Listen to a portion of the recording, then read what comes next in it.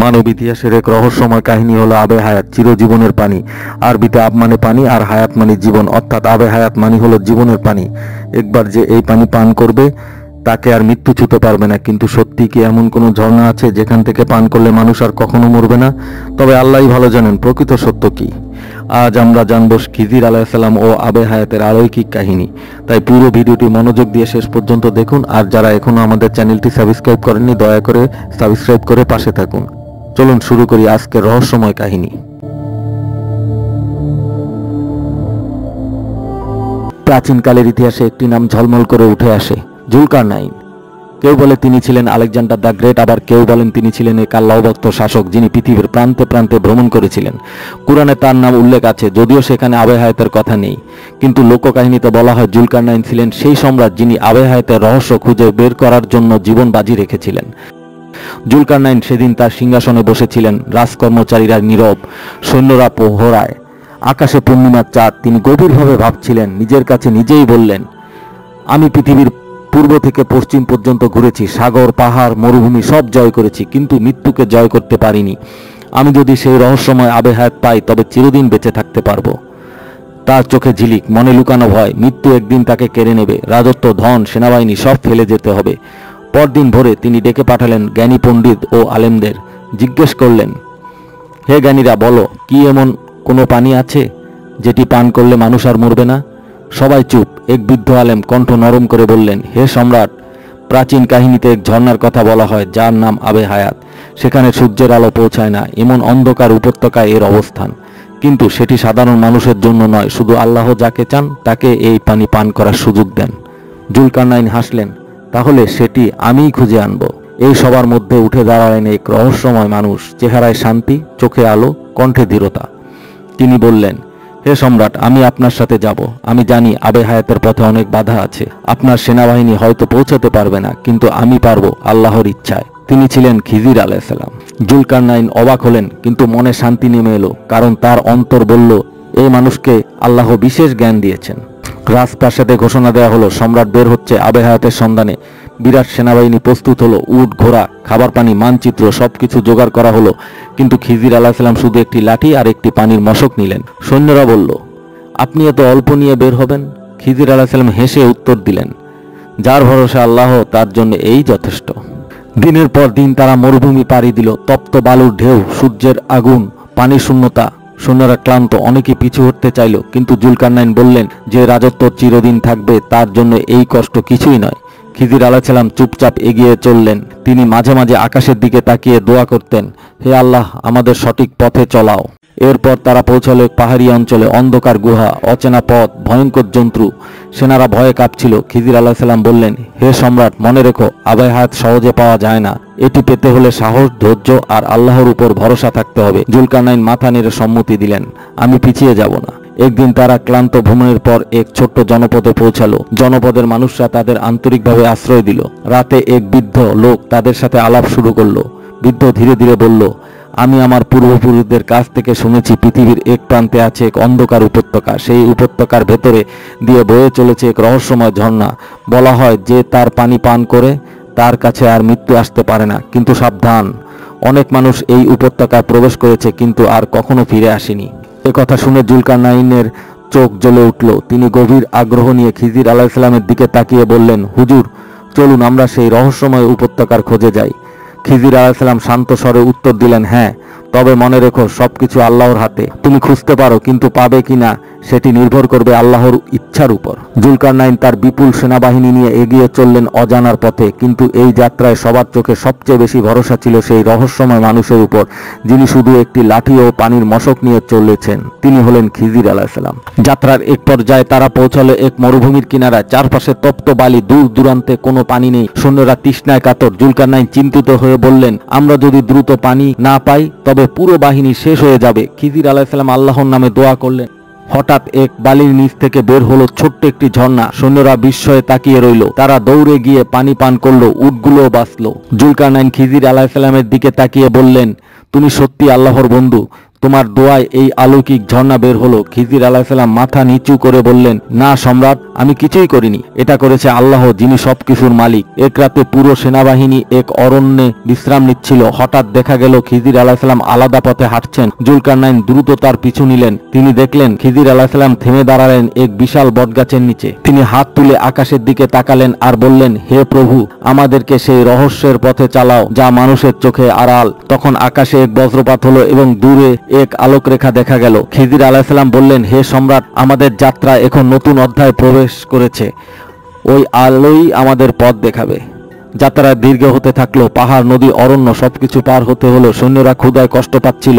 একদিন খাবার শেষ হয়ে গেল। তখন খিজির আলাইহিস সালাম একটি নদীর তীরে দাঁড়িয়ে বললেন, তোমরা মাছ ধরো, এটি আমাদের খাবার হবে। সৈন্যরা জাল ফেললো, কিন্তু মাছ ধরতে পারলো না। সবাই অবাক হয়ে খিজির আলাইহিস সালামের দিকে তাকালো। খিজির আলাইহিস সালাম আল্লাহর নামে দোয়া করে নদীর জলে হাত ডুবালেন। হঠাৎ তার হাতে এক বিশাল জীবন্ত মাছ উঠে এলো। সৈন্যরা আনন্দে চিৎকার করে উঠল, আমরা খাবার পেয়ে গেছি। কিন্তু আশ্চর্যের বিষয় হলো, খিজির আলাইহিস সালাম মাছটিকে কোনো কথা না বলেই আবার আস্তে করে পানিতে ছেড়ে দিলেন। সবাই হতবাক হয়ে জিজ্ঞাসা করলেন, হুজুর, আপনি কেন মাছটি ছেড়ে দিলেন? খিজির আলাইহিস সালাম শান্ত স্বরে বললেন, এই মাছ কোনো সাধারণ মাছ নয়, এটি আমাদের সামনে এসেছে শুধু আল্লাহর এক নিদর্শন হিসেবে। তিনি যাকে জীবন দিতে চান তাকেই জীবন দেন, আর এখন আমাদের জন্য আসল পরীক্ষা হলো ধৈর্য ধরা। এরপর অলৌকিকভাবে নদীতে প্রচুর মাছ ভেসে উঠল। সৈন্যরা খাবার পেল। অবশেষে তারা পৌঁছালো এক ভয়ঙ্কর অঞ্চলে। চারপাশে এমন ঘন অন্ধকার, সূর্যের আলো সেখানে পৌঁছায় না। সৈন্যরা আতঙ্কিত হয়ে পড়ল। জুলকারনাইন ঘোষণা দিলেন, যারা সাহসী তারা আমার সাথে আসুক, আমরা প্রবেশ করব অন্ধকার উপত্যকায়। খিজির আলাইহিস সালাম শান্তভাবে বললেন, মনে রেখো, এ পথ সহজ নয়, এখানেই রয়েছে আবে হায়াতের রহস্য। এভাবে তাদের যাত্রা ধীরে ধীরে পৌঁছাতে লাগলো সেই জায়গায় যেখানে ইতিহাসের সবচেয়ে রহস্যময় ঝর্ণা অপেক্ষা করছে। উপত্যকায় প্রবেশ করতে চারপাশে ঘন অন্ধকার নেমে এলো। এখানে কোনো আলো পৌঁছায় না, সূর্যের আলোও হারিয়ে যায়। সৈন্যরা ভয় পেয়ে গেল, কিন্তু খিজির আলাইহিস সালাম বললেন, যেখানে আলো নেই সেখানে ভয় নয়, শুধু আল্লাহর উপর ভরসা করতে হবে। সৈন্যরা চারদিকে অদ্ভুত শব্দ শুনতে পেল। কেউ মাটি থেকে চকচকে কণার মতো কিছু তুলতে চাইল, কিন্তু খিজির আলাইহিস সালাম তাদের থামিয়ে দিলেন। তিনি বললেন, যা দেখতে সোনা মনে হচ্ছে তা তোমাদের ধ্বংসের কারণ হতে পারে। এভাবে অন্ধকার উপত্যকা ছিল মানুষের লোভ ও ধৈর্যের পরীক্ষা। হঠাৎ উপত্যকার এক প্রান্ত থেকে শো শো শব্দ শোনা গেল। সবাই তাকিয়ে দেখলো অন্ধকারের ভেতর থেকে পাতলা কুয়াশার মতো ধোঁয়া বেরোত। তার ভেতর দিয়ে আসছে পানির শব্দ। খিজির আলাইহিস সালাম এর চোখে আলো জ্বলে উঠল। তিনি বললেন, হে সম্রাট, আমি আল্লাহর কসম করে বলছি, এই সেই ঝর্ণার ইঙ্গিত। আমরা আবে হায়াতের দ্বার প্রান্তে পৌঁছে গেছি। সৈন্যদের শরীর কেঁপে উঠল।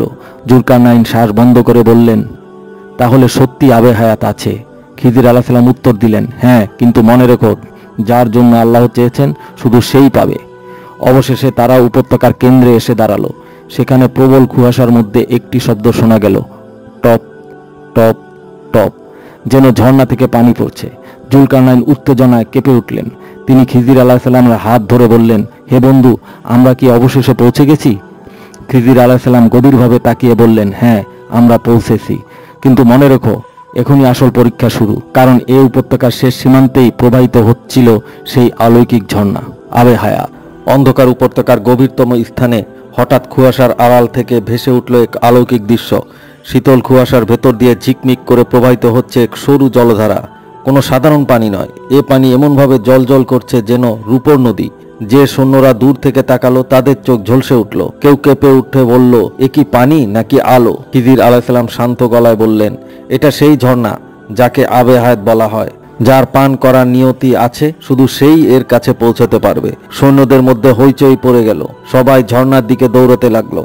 কেউ বলল, আমরা যদি এ পানি পান করতে পারি তবে চিরকাল বেঁচে থাকবো। কিন্তু তারা যতই ঝর্ণার দিকে এগোতে লাগলো ততই অদ্ভুত ঘটনা ঘটতে লাগলো। কেউ হঠাৎ অন্ধ হয়ে গেল, কেউ পাথরে পরিণত হলো, আবার কেউ পথ হারিয়ে অন্ধকারে গায়েব হয়ে গেল। জুলকারনাইন বজ্র কণ্ঠে চিৎকার করে বললেন, পেছনে যাও, এ ঝর্ণা খেলার জিনিস নয়। কিন্তু লোভে অন্ধ হয়ে অনেক সৈন্য তার কথা শুনেননি। তারা প্রাণ হারালো সেই ঝর্ণার আশায়। খিজির আলাইহিস সালাম ও জুলকারনাইন ঝর্ণার কাছাকাছি পৌঁছে গেলেন। তারা লক্ষ্য করলেন ঝর্ণার চারপাশে শুকনো জমি সবুজ হয়ে উঠেছে। শুকনো ডালপালা থেকে নতুন কুড়ি বের হচ্ছে। খিজির আলাইহিস সালাম বিস্ময়ে তাকিয়ে বললেন, দেখো, মৃত্যু এখানে কোনো মানে রাখে না। এ পানি আল্লাহর কুদরতের নিদর্শন। জুলকারনাইন থমকে দাঁড়িয়ে বললেন, কিন্তু আমরা কি এটি পান করতে পারবো? খিজির আলাইহিস সালাম মাথা নিচু করে বললেন, হয়তো আমি, হয়তো তুমি, হয়তো আমরা কেউই না। কারণ আল্লাহই নির্ধারণ করবেন কার ভাগ্যে এটি আছে।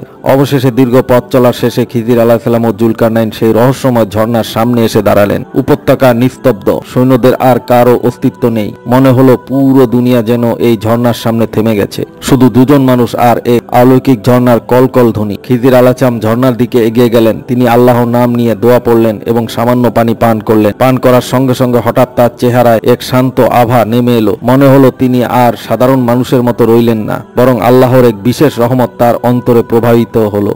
আর এক গভীর কিন্তু মধুর অদৃশ্য কণ্ঠস্বর দৈববাণী তার কানে ভেসে এলো। হে খিজির, তুমি সেই পানি পান করলে যা সাধারণ মানুষ পায় না। ঠিক হয়ে থাকবে, তুমি মানুষের মাঝে চলবে, কখনো রহস্যময়, কখনো অদৃশ্যভাবে। তুমি ধৈর্যের পরীক্ষা নেবে, লুকানো সত্য প্রকাশ করবে, আর মানুষকে শেখাবে সত্য আর মিথ্যার মধ্যে পার্থক্য। খিজির আলাইহিসসালাম নীরবে সেই কণ্ঠস্বর শুনলেন। হৃদয় ভরে উঠল ভক্তি আর ভয়ে। তিনি মাথা নত করে বললেন, আমি কেবল আল্লাহরই বান্দা, তার আদেশেই জীবন কাটাবো। জুলকারনাইন গভীরভাবে তাকিয়ে রইলেন পানির দিকে। তার হৃদয় কেঁপে উঠল। তিনি বুঝলেন যদি তিনি এই পানি পান করেন তবে আর মৃত্যু আসবে না। কিন্তু তিনি মনে করলেন তার পরিবারকে, তার সন্তানদের এবং মানুষের প্রতি দায়িত্বকে। তিনি দীর্ঘশ্বাস ফেলে বললেন, আমি এই পানি পান করব না। যদি আমি অমর হই আর আমার প্রিয়জনেরা একে একে মৃত্যুর পথে চলে যায়, তবে সেই জীবন হবে যন্ত্রণার।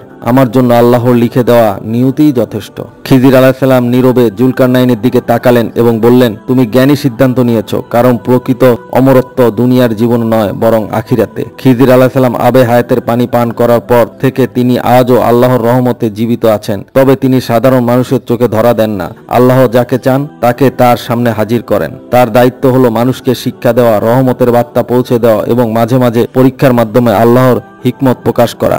আমরা হয়তো জানি না তিনি এখন কোথায় আছেন, কিন্তু বিশ্বাস করি তিনি আল্লাহর আদেশেই চলেন। সবাইকে ধন্যবাদ এই রহস্যময় কাহিনী শোনার জন্য। যদি গল্পটি ভালো লেগে থাকে, লাইক, কমেন্ট ও শেয়ার করতে ভুলবেন না।